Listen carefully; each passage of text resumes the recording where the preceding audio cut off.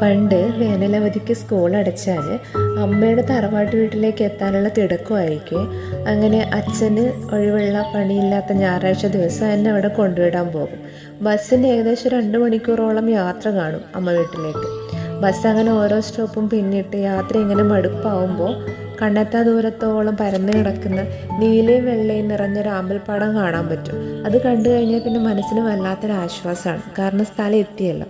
കാവിലെ തെയ്യത്തിന് വാങ്ങിവെച്ച പലതരത്തിലുള്ള വളക്കൊട്ടുകളും ഉപ്പിലിട്ട മാങ്ങയും ഒക്കെ സൂക്ഷിച്ചു വെച്ച് അമ്മമ്മ എന്നെ ഇവിടെ കാത്തു നിൽക്കുന്നുണ്ടാവും.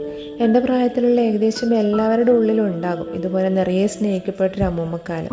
ഇതിപ്പോൾ ഇവിടെ പറയാൻ കാര്യം എന്താണെന്ന് വെച്ചാൽ, എൻ്റെ കുഞ്ഞു പോട്ടിലെ നീല ആമ്പൽ ചെടിയിലൊരു പൂ വിരിയുമ്പോൾ എവിടെയൊക്കെയോ എനിക്ക് എന്നെ വിട്ടുപോയ അമ്മൂമ്മക്കാലത്തിൻ്റെ ഓർമ്മ ഇങ്ങനെ കടന്നു വരും. ഒരു തരത്തിൽ പറഞ്ഞാൽ MT പറഞ്ഞതുപോലെ എത്ര നിറങ്ങളാണ്, എത്ര ഗന്ധങ്ങളാണ് നമുക്കിങ്ങനെ നഷ്ടമായിരിക്കുന്നതല്ലേ.